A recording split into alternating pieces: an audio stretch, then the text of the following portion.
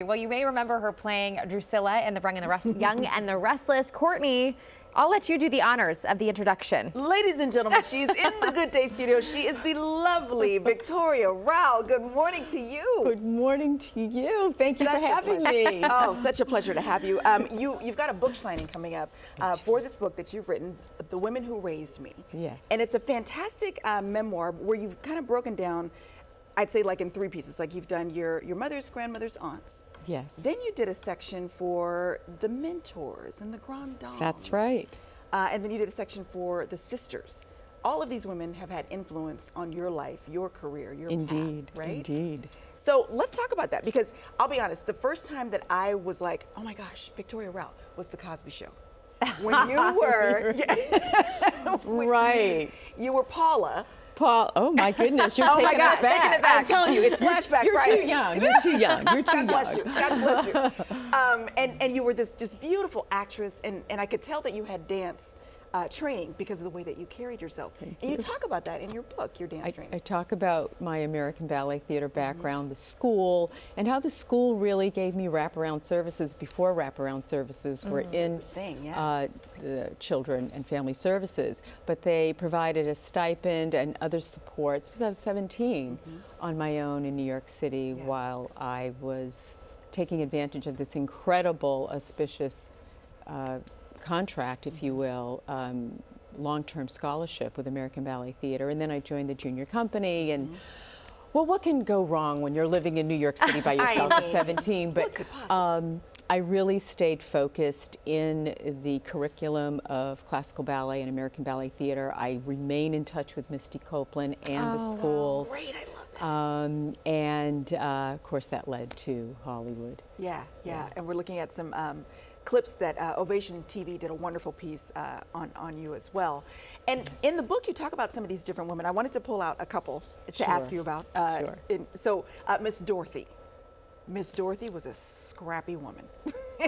But what did you take away from Dorothy as how she raised you? Well, Dorothy was my biological mother.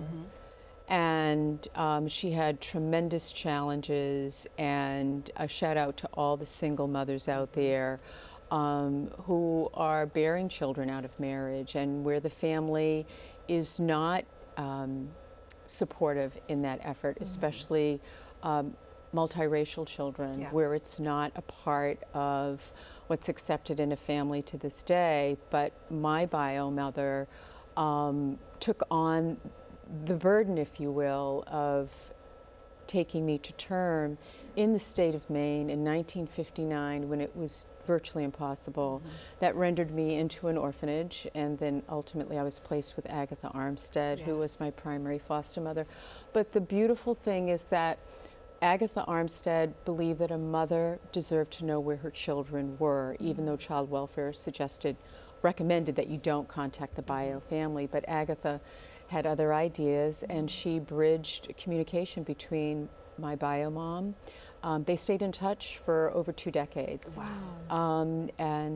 So I'm very fortunate in understanding that. I found my father 5 years ago after a 50-year search through Ancestry.com. I found all of my paternal family hailing from South Carolina. We see each other all the time. Wow. We are trying to make up for lost time because we're older. So it's been remarkable. It is a journey. I encourage people, whether you're in foster care or not, don't quit before the miracle, no matter what you're doing. Don't quit before the miracle. Don't quit before the miracle. Yeah. I want to ask you about another woman that you have in the book, because as you mentioned, ABT, kind of served as part of your upbringing as well. And I was reading about, Miss Valentina.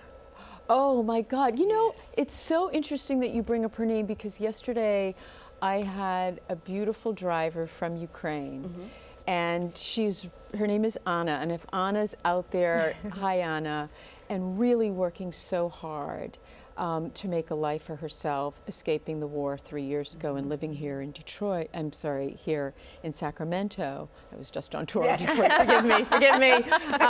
But I'm in Sacramento. And so, in any event, I told her that I had, one of my most prolific and influential ballet teachers was Madame Valentina Pereslavik, who was from Ukraine, who survived World War II.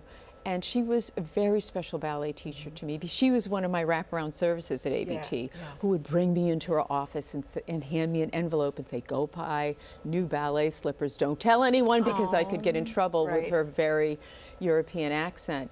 But she's a legend in the classical ballet world, and so Valentina Pereslavik will remain, just in that pantheon of amazing teachers that I had, mentors in my life. And we just have to remember people who make a difference. We're all sitting here because someone made a sacrifice or an incredible impression on us. So I'm very grateful. I love the stories. You actually are giving folks an opportunity to come and hear some of the stories. You have a book signing tonight at Fixin's in Oak Park. It's at 7 o'clock.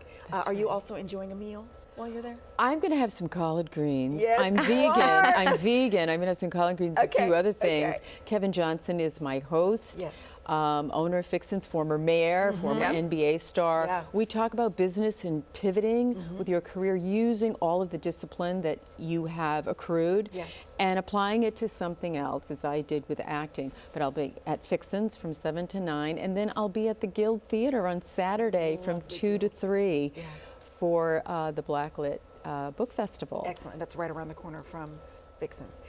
The wisdom and the stories that you have, I could talk to you for hours. But grab the book.